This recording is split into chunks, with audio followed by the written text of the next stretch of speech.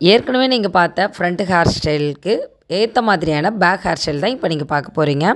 Long வீடியோன்றதுனால 2 டைமாக நான் கொடுத்துருக்கேன். 2வது ஃப்ரண்ட் ஹேர் ஸ்டைல் மட்டும் தனியாக கேட்டதுனால அந்த ஃப்ரண்ட் ஹேர் ஸ்டைலை நீங்கள் தனியாக பாருங்கள், அது தனியாக ட்ரை பண்ணுங்கள். இந்த பேக் ஹேர் ஸ்டைல் ரொம்ப ஈஸி அப்படின்னாலும் டெக்னிக்கலாக பயன்படுத்தலை அப்படின்னா நமக்கு ஸ்ட்ராங்காக இருக்காது ஹேர் ஸ்டைல். இப்போ நான் என்ன பண்ணியிருக்கேன்னா, ஹேர் ஸ்டைல் ஃப்ரண்ட்டு என்ன ஹேர் ஸ்டைல் போடுறீங்களோ போட்டுக்கோங்க. பேக்கில் வந்து 3ஆக நான் பிரிச்சுருக்கேன்.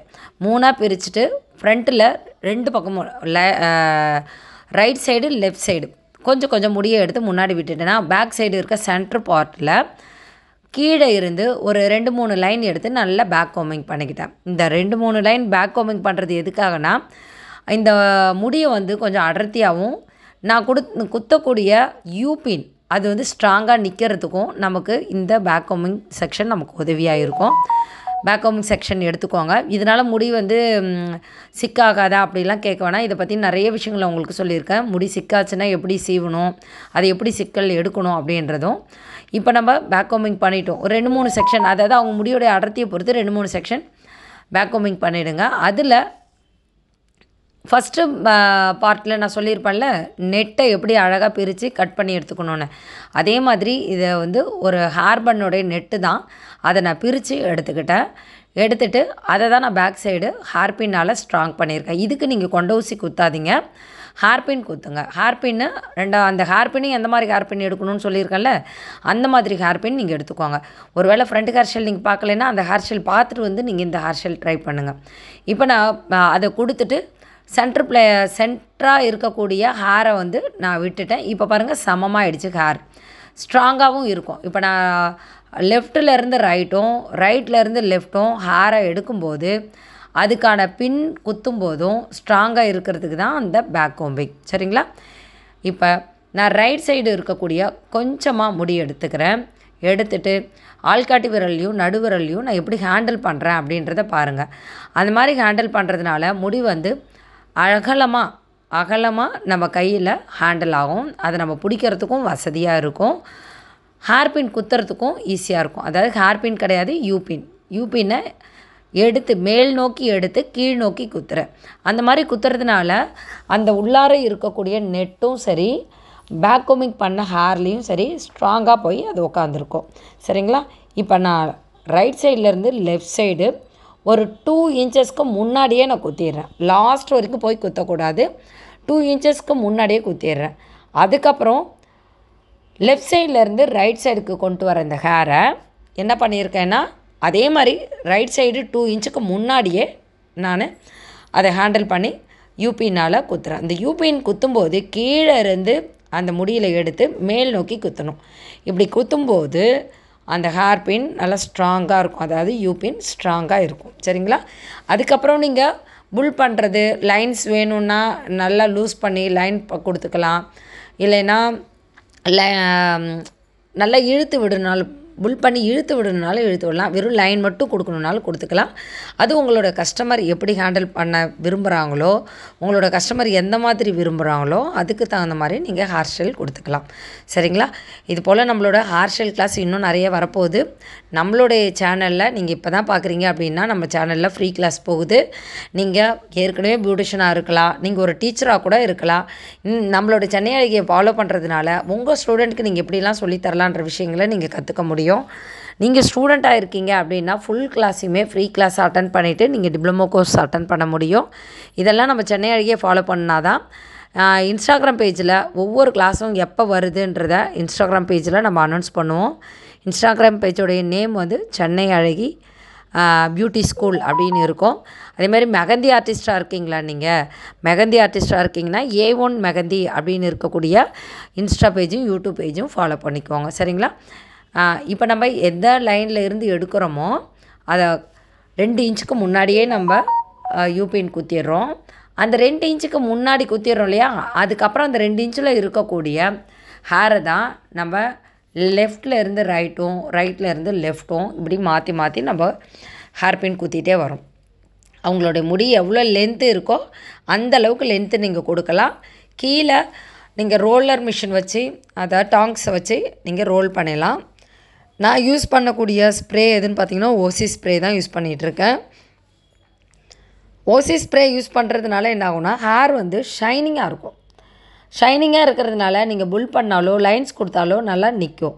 ஆனால் ஸ்ட்ராங் ஸ்ப்ரே எப்போ அடிக்கணும்னு கேட்டிங்கன்னா லாஸ்ட்டு கொடுங்க. ஸ்ட்ராங் ஸ்ப்ரே முன்னாடி ஸ்ட்ராங்காக இருக்கக்கூடிய அந்த செட்டிங் ஸ்ப்ரேயை அடிக்கிறதுனால அடுத்த லைன் முடி எடுக்கும்போது உங்களுக்கு திக்காகிறதுக்கோ பிசு பிசுன்னு கையில் ஒட்டிட்டு உங்களுக்கு லைன்ஸ் வராமல் போகிறதுக்கோ நிறைய வாய்ப்புகள் இருக்குது. அதனால் எப்பயுமே ஷைனிங் ஸ்ப்ரே எடுத்துக்கோங்க. ஷைனிங் ஸ்ப்ரேயில் என்ன பிராண்ட் எடுக்கலான்னா ஓசி ஸ்ப்ரே தான் பெஸ்ட்டாக இருக்கும். இதை நான் ஃபஸ்ட்டு ஹேர் ஸ்டைல் கிளாஸ்லேயும் நான் கொடுத்துருப்பேன். உங்களுக்கு இதுலேயுமே லாஸ்ட்டு ஓசி ஸ்ப்ரேவோடைய ஃபோட்டோஸ் நான் அவங்க சென்ட் பண்ணுறேன் பாருங்கள். உங்களுக்கான கிளாஸ் வீடியோ பார்த்து முடித்த உடனே உங்களுக்கு இருக்கக்கூடிய டவுட்ஸை இதுலேயே கமெண்ட் பண்ணுங்கள். என்ன வீடியோவாக இருந்தாலும் பரவாயில்ல, நீங்கள் அந்த வீடியோவுக்கு கீழே டைப் பண்ணிவிட்டு ஸ்க்ரீன்ஷாட் எடுத்து வாட்ஸ்அப்பில் குழு இருக்குது இல்லையா, நம்ம குரூப்பு ஃப்ரீ கிளாஸ்க்காகவே குரூப் இருக்கு இல்லையா, அதில் நீங்கள் சென்ட் பண்ணுங்கள்.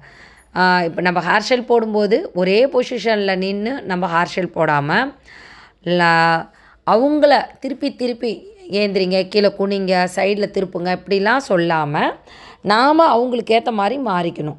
அப்போ தான் ஹேர் ஸ்டைலை அழகாக போட முடியும். இந்த ஹேர் ஸ்டைல் கிடையாது. நீங்கள் ஒரு ஜவுரி கொஞ்சம் வச்சு பின்னுறதா இருந்தாலும் சரி, இல்லை மெஸ்ஸி ஹேர் ஸ்டைல் போடுறதா இருந்தாலும் சரி, அவங்கள ஆட்டுறதோ அசைக்கிறதோ திரும்புங்கன்றதோ இல்லாமல் அதுக்கு தகுந்த மாதிரி நீங்கள் மாறிக்கிறது பெட்டராக இருக்கும். அப்படி பண்ணும்போது தான் கஸ்டமர் வந்து ஃபுல் சாட்டிஸ்ஃபையாக இருப்பாங்க. நீங்கள் ஒரு மேக்கப்புக்கு ஒரு ஹேர் ஸ்டைலுக்கு ஹேர் பின்னு யூ பின்னெல்லாம் எடுத்துகிட்டு போகிறீங்கன்னும் போது கொஞ்சம் எக்ஸ்ட்ராவே எடுத்துகிட்டு போங்க. அந்த இடத்துல ஒரு சின்ன குழந்தைக்கு வந்து ஒரு போனிடைல் போடுங்க அப்படின்னு சொல்லும்போது என்ன பண்ணுவீங்க, அவங்களுக்கு இல்லை அப்படின்னு சொல்லாதீங்க. அவங்க ஏமாந்து போயிடுவாங்க. ஏன்னா அங்கே ஒரு மேக்கப் மேன் வந்து உங்கள்கிட்ட கேட்குறாங்கனாலே உங்கள்கிட்ட இருந்து ஏதாவது எதிர்பார்க்கறதுனால தான். அந்த இடத்துல இல்லைன்னு சொல்லாமல் ஒரு ஹேர் பின்னோ அல்லது யூ பின்னோ ஒரு பேண்ட், அதாவது பிளாக் கலர் பேண்டு வச்சுருக்கீங்கல்ல, ரப்பர் பேண்டு, அந்த பேண்டு நீங்கள் போனிடைல் போடுறதுக்கோ கொடுக்கறதுனால என்ன ஆகும்னா அதில் நம்ம மிஞ்சி போனால் ஒரு 50 ரூபா நமக்கு எக்ஸ்ட்ரா செலவாகும். அவங்க கேட்குறதெல்லாம் கொடுக்கறதுக்கு ஒரு 50 ரூபா செலவாகும். அந்த 50 ரூபா செலவு பண்ணி அங்கே அவங்களுக்கு கொடுக்கறதுனால நிறைய கிளைண்ட்டை உங்ககிட்ட தக்க வச்சுக்க முடியும்.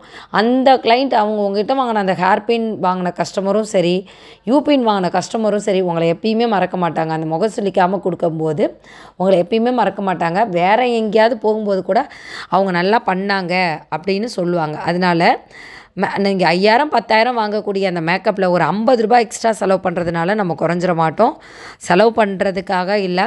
அப்படி கொடுத்தா என்னோடய பின் தானே குறையும்னா எக்ஸ்ட்ரா பின்னு எடுத்துக்கோங்கன்னு சொல்ல வரேன்.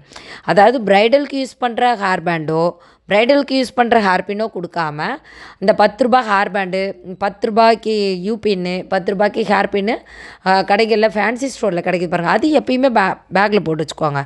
அதை அவங்களுக்கு கொடுங்க. அவங்களுக்கு அதை கொடுக்கறதுனால அவங்க ஒரு ஃபுல் சாட்டிஸ்ஃபையாக இருப்பாங்க. ஏன்னா கல்யாணத்துக்கு வரவங்க கண்டிப்பாக பூ வைக்கிறதுக்கு யாரை போய் கேட்கணுன்றது தெரியாமல் பியூட்டிஷியனை பார்த்து தான் எனக்கு ஒரு ஹேர் பின் கொடுங்களேன் அப்படின்னு வருவாங்களே. அப்போ இல்லைன்னு சொல்லாமல் கொடுங்க. ஒரு ஊக்கு எடுத்துக்கோங்க, அதாவது சேஃப்டி பின்னு, அது கூட இல்லைன்னு தான் சொல்லுவாங்க. இல்லை எனக்கு ப்ரைடலுக்கு மட்டும் தான் எடுத்துகிட்டு வந்திருக்கேன் அப்படின்னு சொல்லாமல் அவங்களுக்குன்னு ஒரு 5 ரூபா சேஃப்டி பின்னே எடுத்துகிட்டு போங்க. இதெல்லாம் வந்து கஸ்டமரோடைய சாட்டிஸ்ஃபேக்ஷன். அவங்க அந்த ப்ரைடல் அட்டன் பண்ணவங்க நம்ம பேரை சொல்கிறாங்களோ இல்லையோ, அங்கே வந்தவங்க அத்தனை பேரும் உங்கள் பேரை சொல்லணுன்னா சின்ன சின்ன ட்ரிக்ஸ் தான் இது. வெறும் 50 ரூபா மதிப்புள்ள hair pin, U pin, safety pin, இது ஒரு காம்பாக்ட் பவுட்ரு கூட நம்ம கையில் வச்சுருக்கலாம். ஒரு லிப்ஸ்டிக்கு, சாதா லிப்ஸ்டிக்லாம் வச்சுருக்கலாம். இதெல்லாம் வந்து கஸ்டமர் யூஸ் பண்ணுறதுக்கு கொடுங்க. நல்ல பேர் எடுங்க. இதனால் நம்மளுடைய பிஸ்னஸை டெவலப் பண்ண முடியுன்றதை இந்த இடத்துல நான் சொல்லிக்கிறேன். நான் கொடுக்குற ஒவ்வொரு கிளாஸும் உங்களுக்கு யூஸ்ஃபுல்லாக இருக்கா அதை கட்டாயமாக கமெண்ட் பண்ணுங்கள். கமெண்ட் பண்ணுறதுனால எனக்கு ஒரு பூஸ்டர். அடுத்த கிளாஸ் என்ன போடணும் அப்படின்னு நீங்கள் சொல்லும்போது எவ்வளோ ஆர்வமாக நீங்கள் கிளாஸ் பார்க்குறீங்க. அப்போ உங்களுக்காக இந்த கிளாஸ்லாம் நான் கொடுக்கணுன்னு ஆசையோடு உங்களுக்கு கிளாஸ் பண்ணுவேன். நான் கொடுக்குற ஒவ்வொரு கிளாஸுமே நான் 100% ஆசையோடையும் உங்களுக்கு சொல்லித்தரணுன்ற ஆர்வத்தோடையும் சொல்லி கொடுக்குறேன்றதில் எந்த விதத்துலையுமே மாற்றம் இல்லை. என் கிளாஸ் எப்படி இருக்கும் என்ன அதெல்லாம் கமெண்ட் பண்ணுங்கள். என்னையும் கொஞ்சம் பாராட்டினீங்கன்னா தானே பூஸ்ட்டாக இருக்கும். உங்களை நான் எப்பயுமே பாராட்டி என்கரேஜ் பண்ணுறேன்ல, அது போல் நானும் ஆசைப்படுவேன். என்னோடய ஸ்டூடெண்ட் என்னோடய கிளாஸ் பிடிச்சிருக்கு அப்படி சொல்கிறாங்கன்னு. கண்டிப்பாக உங்ககிட்டேருந்து நான் அதை எதிர்பார்க்குறேன். அதாவது கிளாஸ் நல்லா இருக்குது நல்லா இல்லைன்றது இல்லை, இன்னும் நீங்கள் என்ன கிளாஸ்லாம் எதிர்பார்க்குறீங்க, உங்களுக்கு நான் என்னெல்லாம் செய்யணும்னு ஆசைப்பட்றீங்கன்றதை கமெண்ட் பண்ணுங்கள் கட்டாயமாக.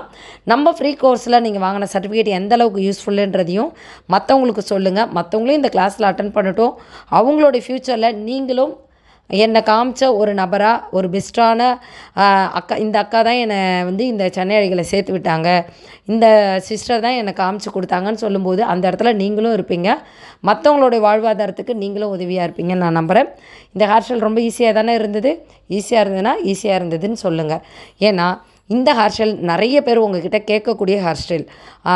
நைட் மேக்கப்புக்கும் பார்ட்டி மேக்கப்புக்கும் ப்ரைடலுக்கும் நீங்கள் இதை கொடுக்க முடியும். அதாவது ப்ரைடல்ன்றது காலையில் இல்லாமல் நைட்டு லெஹங்கா ஃப்ராக்லாம் போடும்போது இது ரொம்ப அழகாக இருக்கும். ட்ரை பண்ணி பாருங்கள். ட்ரை பண்ணிவிட்டு எனக்கு மெசேஜ் பண்ணுங்கள். ஃபோட்டோ எடுத்தால் எனக்கு மெசேஜ் பண்ணுங்கள். Thank you so much. இந்த ஹேர் ஸ்டைலுக்கு ஃப்ளவர் வைக்க வேணாமான்னு அடுத்த கேள்வி நீங்கள் கண்டிப்பாக கேட்பீங்க. இந்த ஃப்ளவரை நான் ஹேர்லேயே கொடுத்துருக்கேன், பீட்ஸ் வச்சுருக்கேன். இதுதான் நீட்டாக அழகாக இருக்கும். நீங்கள் ஃப்ளவர் வைக்கிறதா இருந்தால் நார்மல் ஃப்ளவரையே அழகாக குண்டுமல்லி ஃப்ளவரை இந்த மேலே வைக்க முடியும். அந்த நான் 3 ரோஸ் வச்சுருக்கேன்ல அந்த இடத்துல கொடுக்க முடியும். ரொம்ப அழகாக இருக்கும். நீங்கள் என்ன ஃப்ளவர் வச்சா அழகாக இருக்குது அப்படின்னு சொல்லிவிட்டு ஃபோட்டோவையும் எனக்கு அனுப்புங்க, குரூப்பில் அனுப்புங்க. அது இந்த கிளாஸை நான் ட்ரை பண்ணேன்னு நீங்கள் ப்ராக்டிஸ் பண்ணி அனுப்பும்போது தான் எங்களுக்கும் அதில் ஒரு பயங்கர சந்தோஷம் இருக்குது. இந்த பீட்ஸ்லாம் நீங்கள் கடையில் காசு கொடுத்து தான் வாங்கணுமான்னா கிடையாது. உங்களோட குழந்தைங்களுடைய மணி ஏதாவது பிஞ்சு இருந்ததுனாலும் கட் பண்ணிவிட்டு இதில் குட்டி யூபின்ல சொருகி இந்த மாதிரி நீங்கள் டெக்கரேஷன் பண்ணலாம். சரிங்களா?